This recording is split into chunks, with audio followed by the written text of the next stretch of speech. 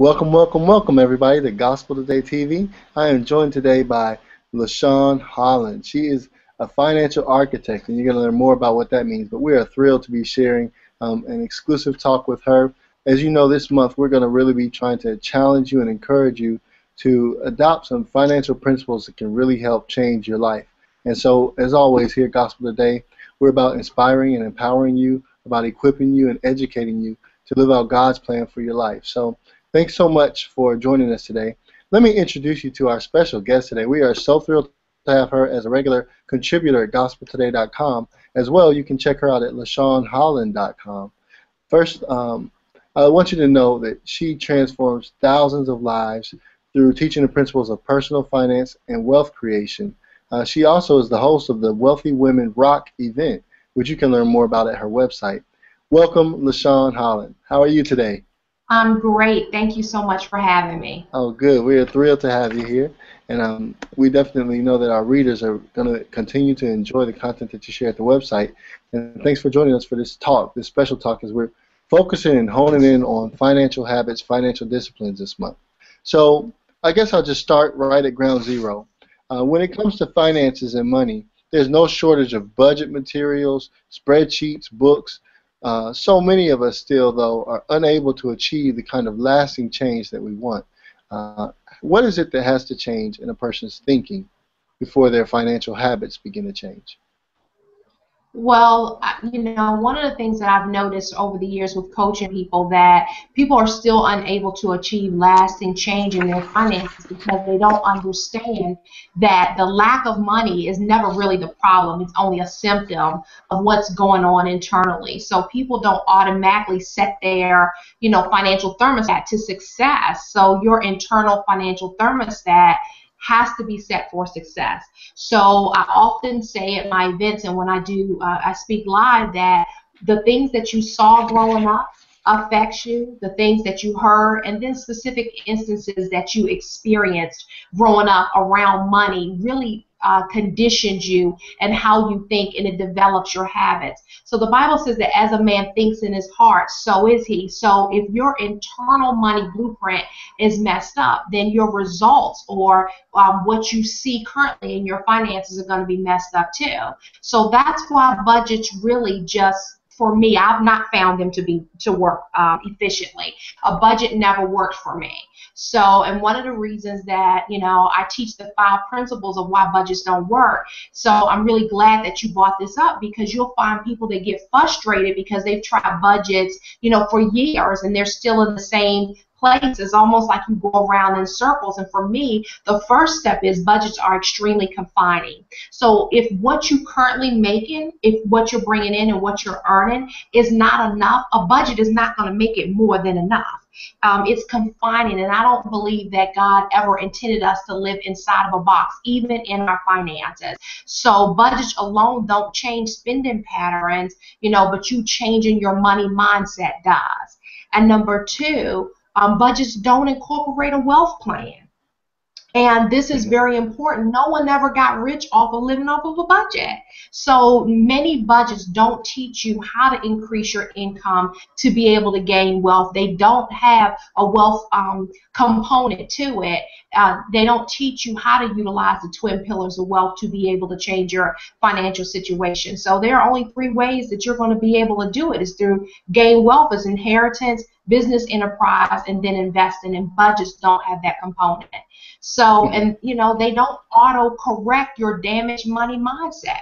Budgets never touch what goes on internally, where, statistics show that 80% of what you do with your money has to deal with your mindset. Only the 20% is mechanics, which is the budgets and, investing and stuff. So the biggest way for you to make that transformation and that shift with your money is to be able to change your mindset and how you think about it. And a lot of times with people, one of the mistakes people make with budgets is they have unrealistic projections, and there are things that they forget about it. So it's the hidden parts of budgets that you don't add into that really messes you up. So it's changing your mindset is really important, and setting your financial thermostat for success is extremely important. So many people don't get started on shifting because they don't know what they want, and a confused mind does nothing. Right, right.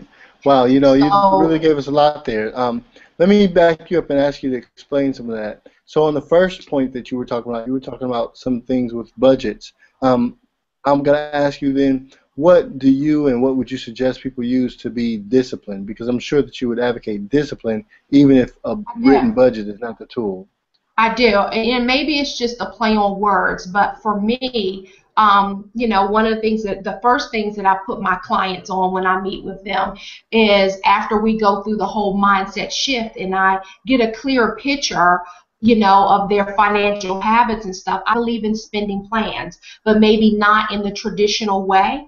So I will have you, and maybe I think I go into this a little later on in some of your other Sure. questions, but it's being financially conscious to observing. So I do believe in spending plans, which means I believe in you sitting down and taking the time out to track your spending, for at least 30 days so you can see where the holes are in your wallet, and it can help you plug in those holes. So, I don't ask people to stop doing anything different. Continue on like you've been doing for at least 30 days so we can get a good picture of where you are. It's sort of like the navigation system in your car. Until you know your starting point, you won't arrive at your destination. So it's not that, well, I don't believe budgets work. I believe spending plans do work. So it's, coming up with a spending plan that fits how you operate. Good. That's okay. Now the second thing that I heard you say was the twin pillars of wealth. Is that something that you're going to explain later, or do you want to touch on that now? We can touch on it now. The twin pillars of wealth are actually business, enterprise, entrepreneurship, and investing. Those are the twin pillars of wealth. And I'm not sure how many of your followers or even you have heard of the cash flow quadrant that Robert Kiyosaki talks about or he teaches, Mm-hmm. but like it's a square with four parts to it. One square is an employee. The second square will be self-employed, like a doctor, an attorney, an accountant. The third square on the right-hand side would be business enterprise or entrepreneurship, business systems. And then the last square would actually be investing. And where you make true wealth is on the right side of the quadrant through business enterprise and investing. And there's nothing wrong with being an employee, but if you really want to gain true wealth, it wasn't set up for employees to become wealthy. It was set up for the Sure. owners of the company to become wealthy. So it's getting on the right side of the quadrant and then having the education and understanding how to do that. Because you can operate on that side of the quadrant and still be an employee. Okay, that's good. All right, let me ask you this. If a person is listening and they want to write down some key areas that they should consider in making a financial plan for their future, where do they start? You have to, the first step would be, like I said earlier, to turn on your money navigation mindset. So you have to know your starting point and in order for you to get to where you desire to be, you have to have a clear picture of where you are. Because remember I said earlier, confused mind does nothing. So when you see like your Maps app on your cell phone or your smartphone or your navigation in your car, or even MapQuest online, the first thing that it needs to know is your address or your location of where you currently are so it can properly map out the route that's best for you to take. So that's the Right. first step, like I said, is tracking your expenses for the first 30 days. Every time you spend money, write it down, write down the amount that you're spending, where you're spending it, what it was for, and then at the end of the month we can come back and revisit and see it. And then the second step would be to get a vision for your finances. Right. Habakkuk 2 talks about, write the vision down and make it plain so those that see it can run with it. Well, oftentimes you don't get what you want because you don't know what it is that you want. Right. So clarity is power. So you have to get clear about where it is that you desire to be with your finances. So it's having a clear, easy to understand vision. So you have to have a vision for your finances. And then the third step that I would say would be to take action steps that lead you towards your financial vision. Okay. So wealthy people play the game of money to win, not to lose. So the habits that you need to develop should always take you towards your financial vision, and not further away from your financial vision. That's right. So, I often say again, wealthy people play the game to win. People with a poverty mindset play it to lose. So their habits and their action steps that they take them further away from their vision. So you have to develop financial habits that line up with the vision that you have for your finances, and it has to go beyond just you writing it down, on a piece of paper and putting it in a book somewhere. Keep it before you every day, so it will help you. It'll help you. And I have a quick, if I have time, I have a quick story about something that how it helped me with having my financial vision. Almost 20 years ago when I started this, it was a little more than 20 years ago, I was the type of shopper that I would always go in the store, would never have a plan. So in turn, everything went into my cart. So I remember when I made a conscious decision that I wanted to change what my finances looked like, it didn't happen for me right away. I would still put stuff in my cart, but what I did was I put a 5x7 card of my vision inside of my checkbook register. So every time I opened up my checkbook to pay for it, I would see my vision. So I would start putting stuff back off of the conveyor belt. And I know the lady at the store would get angry with me because I was always putting stuff back. But, it didn't take long for me to develop the habit of even not putting it in my cart. But that's how I started. So I put my vision in a place where I could see it, which was my checkbook register.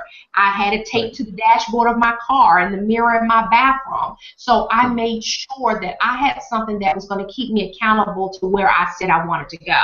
So, so that's a part of me taking action steps, or an example of me taking action steps towards my vision. So if you want to get out of credit card debt, then stop charging. So you have to make a decision. So your action steps should always be in line with your vision. Let me, I love that you were talking about habits. What are some of the self-destructive habits that you see us engage in? Because we say on one hand, oh yeah, I have this financial vision. Yes, I would like to be financially independent, debt-free, this, and we say one thing over here, but then you see us doing these other habits over here. What are some of these habits that you can help us to see some of the things we might be doing wrong? Wow, I just actually read an article online today that said that the buying power of African Americans is at $1.1 trillion. Wow. But that's a lot. That's a huge number. But out of that, it also said that we watch more television, almost 40% more than any other race. I believe that spending so much time watching television robs you of having a wealth plan. Number two, it says that we shop more than any other race, visiting a mall at least 156 times a year.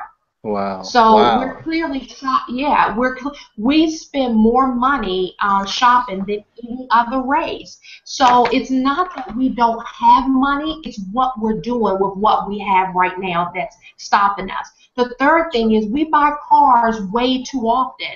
So if you look at how much you're spending on a car over, let's say the average loan now is a 5-year loan on a car. Actually, it's turning to 66 months, which is crazy. But it's 5 years. So if you take the amount of money that you're spending on your car note every single month, and you were to invest that in the market in 5 years, take a look at, let's say, just at 12%, choose 12%. At the end of 5 years, you look at what you would have versus at the end of 5 years of paying a car note. So every 2 years, statistics show every 2.5 years, we're purchasing cars. We purchase cars way too often, and we purchase cars that we really can't afford. Yeah. Well, that's really great insight and wisdom for us there. Let's move on to credit and debt. I want to talk to you a little about credit cards.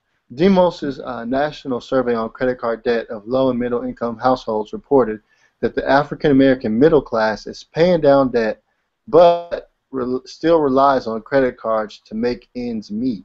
The report stated that African Americans carrying credit card debt carry an average balance of $5,784. Now, if the lender is slave to the borrower, how can we take steps to be free from the bondage of debt? Especially when we say, hey, look, the items on my credit card aren't Rolexes and extravagant hotel trips. They're necessities like food, like college education for my child, like gas, like oil change. How do we turn the tide on this debt thing? Well, again, it goes back to, like I said earlier, your money mindset. So there are really only two ways that you can change your financial situation. It's either decrease your expenses or increase, your income. And those are the only two ways. And we've been conditioned and programmed to believe that credit cards help us in desperate situations. And many times, because we abuse what's in our hand currently, we have to resort to using the credit cards.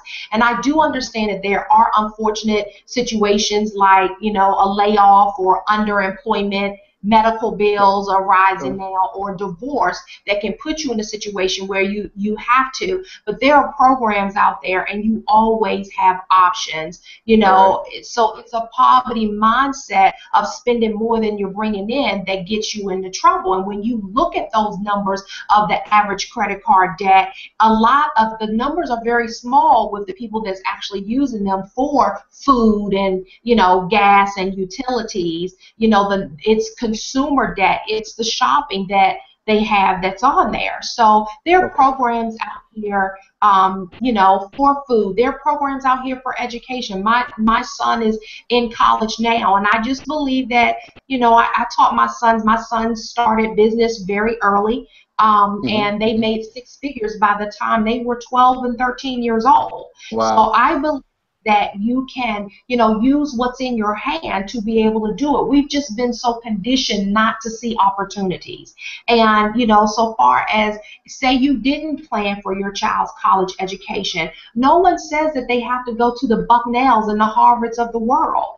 If you stay in state or go to a 2-year college and then later transfer, there are other ways that you can do it instead of getting into massive debt for education. So I believe that it's the lack of education and not understanding how to how your personal financial statements affect your cash flow that causes you to use credit in the wrong way. So, and credit is really how this world works. And unless you have a ton of cash stashed away around somewhere to buy the things that you want, you will have to borrow from time to time. And you need a great credit score in order for you to do that. So I know the second part of your question is, what could we do? So, you have to make a decision to be debt-free and then be committed to the decision that you made. Okay. And then two, I mentioned earlier, stop charging stuff, but I guess it's really coming up with a plan. 3 is implementing a plan to increase your income. How I was able to get out of debt. I don't believe all debt is bad debt. I own my own real estate investing company, and I also own a private lending company. So I don't believe that all debt is bad debt. I was able to get out of debt through borrowing. We purchased a home, we fixed it up, we flipped it, and then the profits from that went towards getting me completely out of consumer debt. So it's possible for you to do it, but you have to implement a plan to increase your income by having, again, business enterprise or something, using the gift that God gave us to be able to create cash flow. And you have to know, the fourth thing that I would tell people is you got to know the difference in the types of debt that you do have. And then also, so you'll know what to pay off first. So it's knowing the difference between what I call installment debt, which is where your payments are consistent all the time, like your mortgage, your car note, where your payments are consistent, and then revolving debt, which is more like your credit card debt. So it revolves, so your payment may not necessarily be the same every month. So you need your credit. If you need your credit score to go up, since we're talking about credit, the best thing for you to do is to pay your revolving debt on time every single month consistently. So you have to be able to pay that on time. And then there's something that's called a utilization rate. Okay.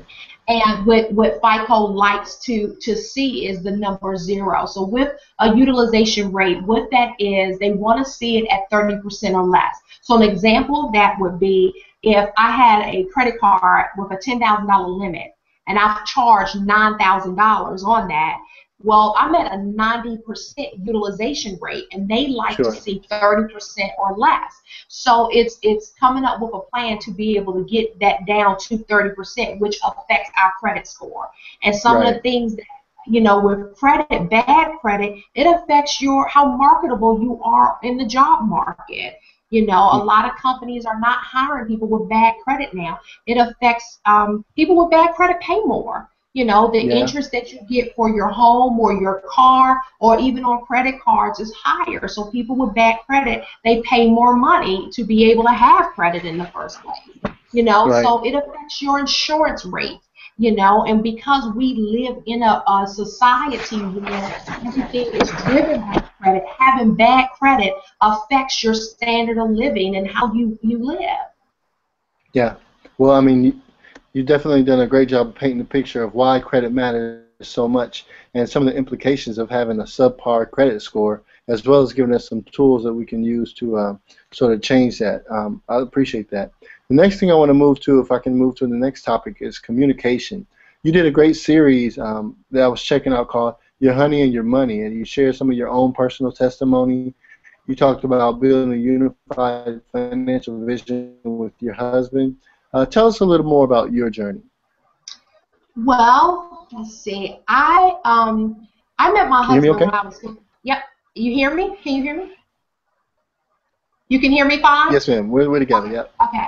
I met my husband when I was 15 years old. So we were pretty young, and I think for us, we've been fortunate to be able to grow together. So when we first got married, I guess it was around year 2, we realized that the money from our jobs was not cutting it. It wasn't giving us the lifestyle that we really wanted, and we knew we had to make some changes. So we started out doing budgets after budgets. It still didn't work, and that's when I realized that the Hmm. reason it didn't work was because I hadn't changed, on the inside first. So, once we did that work of changing our mindset, we had to allow our actions. The Bible says faith without works is dead. So we had to have our actions line up with that. So in addition to trying to create more cash flow in our house, I wore a ponytail. I was really drastic with it. I didn't go to the hair salon for over a whole entire year. I didn't get my nails done. I painted my own nails. And we stopped eating lunch. At the time, we ate breakfast and lunch out every day on our jobs. And we didn't stop cold turkey, but we did it twice a week instead of 5 days a week.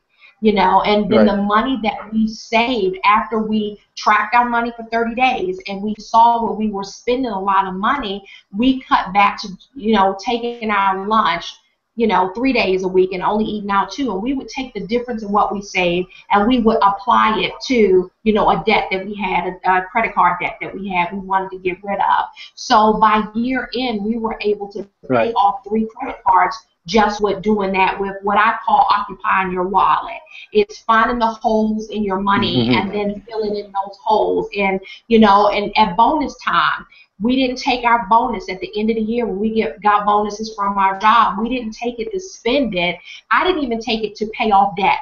We took my bonus check and bought vending machines so we could create something Wow. that would give us cash flow. So, and that additional cash flow, once we will put, a certain percentage back into the business, we would take another percentage and pay off debt. So that's how we started building up things that changed our cash flow and building up assets and stuff. So we eventually took the money from the vending machines to help buy our first real estate property. And for me, that's my story. So from real estate, we were able Yeah. to buy a brokerage firm, and we've just been able to grow our assets. But it started with me wearing a ponytail and doing my own nails. Yeah.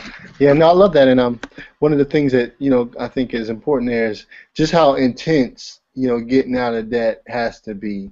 I think Yeah. sometimes we kind of hear, yeah, I like it, but I'm not really that intense about it. But in your whole story, I hear the intensity of having a 3x5 or 5x7 in your purse, and really wanting something in the future more than you want what's in front of you right now.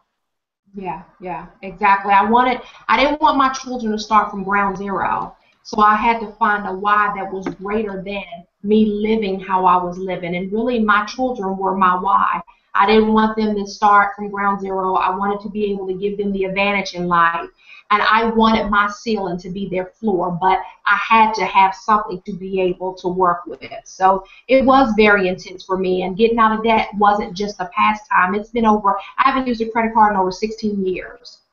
Wow. Yeah. And I mean, I'm sure that the answer is yes, but has it been worth it? All the sacrifice that there's been, has it paid off? How has it been worth it?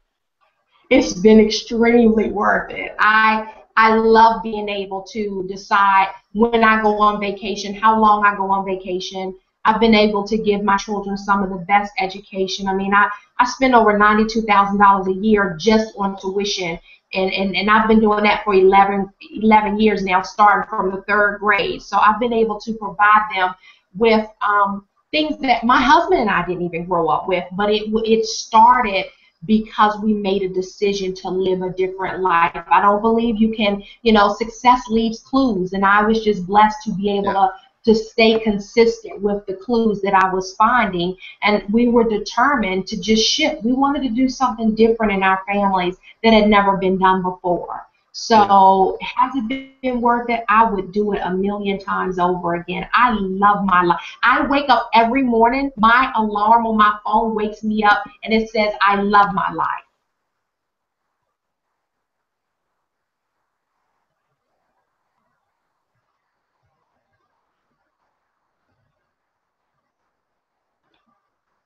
Hello? LaShawne, are you there? Yes, I'm here. Okay, we broke up for a second, but thank you. Okay. All right, we're back together now. All right, so the one thing I want to do is ask you this. There are a lot of couples watching, and we know that, marriage has three or four main enemies, and one of those, apart from communication, is money. And so communication and money can kind of work together to just grate on a couple, grate on a marriage, and so many marriages end up in divorce because of it, or at least. So how can we married folks, do something different? What's one thing we can do different as it relates to communicating better with our spouse and having a shared financial vision? Yeah, this is really important. Actually, my husband and I are writing a book, and we've been speaking around the country on something that we've developed around marriage and money, and it started out with your honey and your money.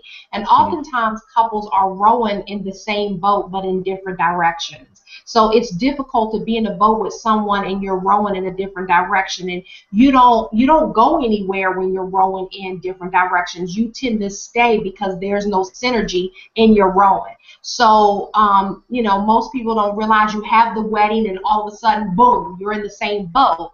The only problem is that you don't know how to row together. And in order for you to row together, you have to communicate with one another. And the goal in marriage is not always to think alike, but to think together.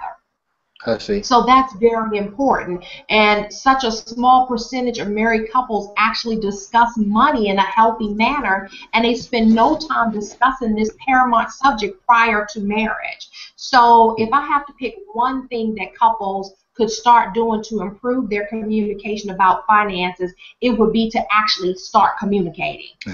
So don't ignore the subject. Being extremely transparent, and remember 1 Corinthians 13, where it says that love doesn't account a wrong done to it.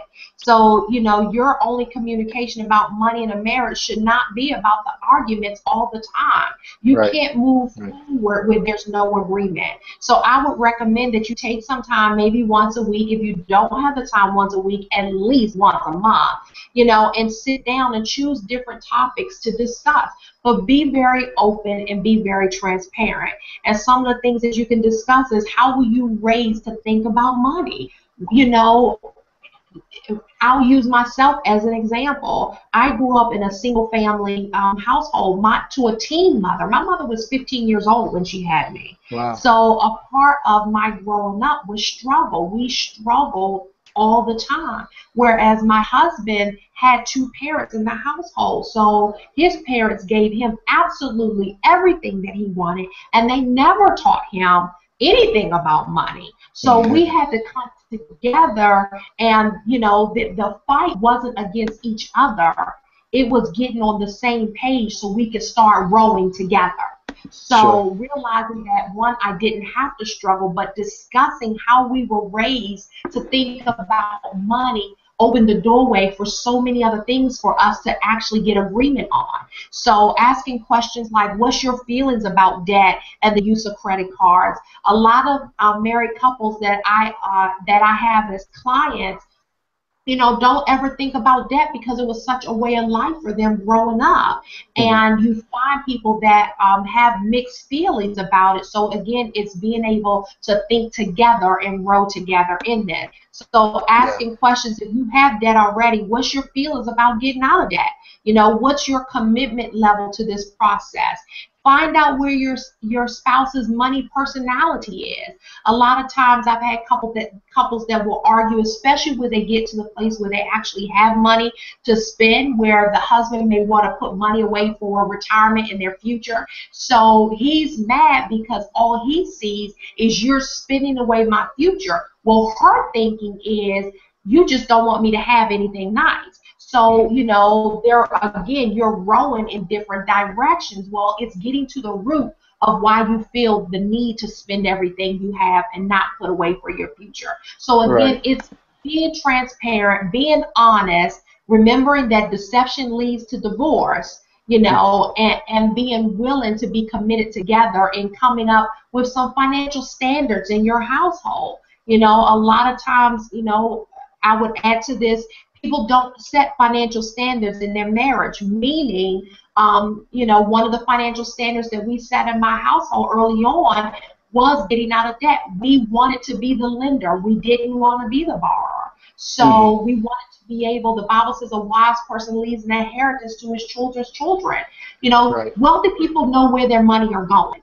So sit down, communicate, understand where your money is going, learn how to protect the money that you do have, Right. so it's finding out your spouse's money personality and being able to come up with a plan to work together in it. Yeah. Well, I appreciate that. One of the words just coming is this idea of wealth. I want to ask you, as we kind of wrap up our conversation about wealth. The Pew Research Center has reported that on average, the median net worth of black households in America is $6,446. Compared to our Hispanic brothers, their net worth is $7,843. Our Asian brothers and sisters is $91,203, and our white brothers and sisters $91,405. This wealth gap is one that has been widening over the years. What is it going to take for black families to kind of close in this gap, and why does it even matter? Why should we as believers, why should we as Americans care about this issue, and how can we begin to turn it around, especially in the African American community? Yeah. Well, I think as believers is very important because in ministries across, and you may or may not know, I am the CFO of a very large mega church in the Washington, D.C. metropolitan area, and I have been for over 15 years. Wow. And your ministries are only as effective as the people that are sitting in your congregation. Your That's right. ministries are only as wealthy, and it takes money to be able to win people to the Lord. It takes money. When you go in the church, that light bill needs to be paid, the building needs to be paid for, the parking Yeah. lot needs to be maintained.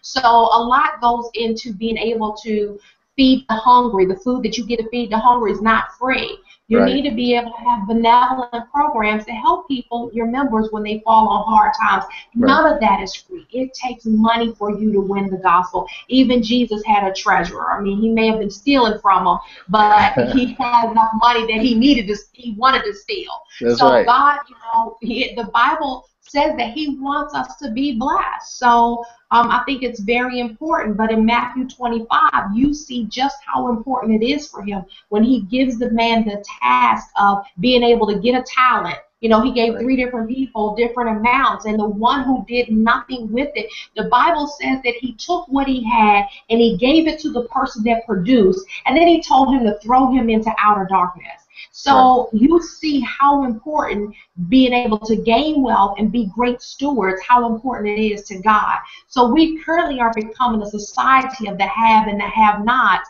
and it's not that you don't have anything to start building wealth with it.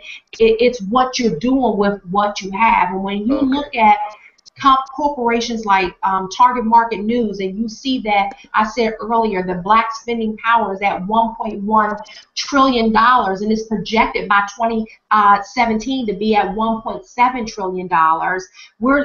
But we're spending more on liabilities, things that take money out of our pocket, you Right. know, and less on building true wealth and acquiring assets, things that actually put money in your pocket. So these poor financial choices keep us from moving forward financially, and they keep us from reaching financial freedom and financial independence. So the African American consumer base actually is at 43 million strong.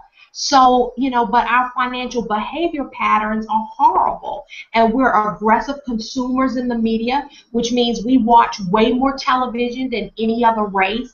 And Right. because we watch more television, guess what? What you see, what you're looking at gets in your heart. So all of those commercials of all of the new cars and the newest cell phone gadgets and, you know, the newest tennis shoes and clothes, all of that stuff is getting in your eye gate, and it's producing and becoming an issue in your life. So we shop more than any other race, statistics show. The Nielsen report said that the average African American makes 153 trips to the mall in 1 year. Wow. You know, so if we keep these financial patterns and habits and non-supporting belief systems around money, we will have a generation that lives in dire poverty. So Yeah. that's why it's so important. One of the reasons why I started the financial revolution. So, you know, you have to watch your money management, your cash flow. You have to know where your money is and where it's going. And we have our cash flowing in the wrong direction. Right. Right. Fail to realize that everybody has a personal set of financial statements. When you go into a bank and you ask for a loan and they have a list of questions that they're asking you, the reason that they're asking you all these questions is because they are building your personal financial statement to see where your cash is flowing. So we have to begin to manage our money better and watch our cash flow and get our cash flowing in the correct direction, which is more money coming to you than what's going away from you. And then two, automate your savings. I don't believe in just saving money to be saving money. I think you should have a portion of it put away because you never know what can come up. But saving money to be able to get an asset that will produce cash for you. That's how I teach saving. So automate your savings. If you don't make it a priority, no one else should care more about your money than you should. So automate it, because if it's out of sight, it's out of mind. It becomes consistent with you doing it. And then you have to learn how to protect what you have. Well, wealthy people protect what they have. So I believe that there are certain things that everyone needs to have in place. I call it love insurance, but it's actually life insurance. It's loving my family enough to protect them in case something happens to me. I don't want my children crying for 2 reasons. I'm gone to heaven and I left them broke. Yeah, that's right. So That's right. it's protecting what you have. And then 4, you have to have a plan for wealth. Nothing just happens. So you have to have a plan, and financial education is really paramount. You have to remove the fear of money by educating yourself on all the legal ways that you can make your money grow. Success leaves clues. So find out who's been successful in the game of money and educate yourself on that process. And then you have to limit the amount of television that you watch and read more. We have to become avid readers. You know, if you don't come up with your own financial plan, you're going to be a part of somebody else's wealth plan. So it's you being able, you know, to be the captain of your own financial ship and drive it. So 7, I would say shop less and educate yourself on the twin pillars of wealth. I talked about that earlier, what they are. Business systems and investing. And then it's wonderful to have money, and you can have lots of it. It just takes action. So you got to do something different. You can't get different results if you take the same action steps that you've always taken. So you may need a wealth coach to assist you in the process on your journey. It doesn't, you know, work for you by you doing nothing. So you have to take action steps, and then you have to know what action steps to take. Sure. Yeah, well, you know what? You definitely have helped us a lot. I hope that the readers, and viewers will watch and rewatch this and really take to heart all that we've shared today about the mindset, about credit cards, about communicating with your spouse, about the importance of building wealth, and about. I hope that you take away, guys, that this is really worth it. You know, that here this lady is sharing with us that she's made some choices over 20 years, and it's brought her great success and great joy and ability to be a blessing to others, including those in her family. So we will continue to watch for you at LaShawneHolland.com as well as at GospelToday.com, and we look forward to continuing our journey of our financial revolution. Thank you so much for being a part of this conversation today. Thank you so much for having me. I really enjoyed it. Thank you.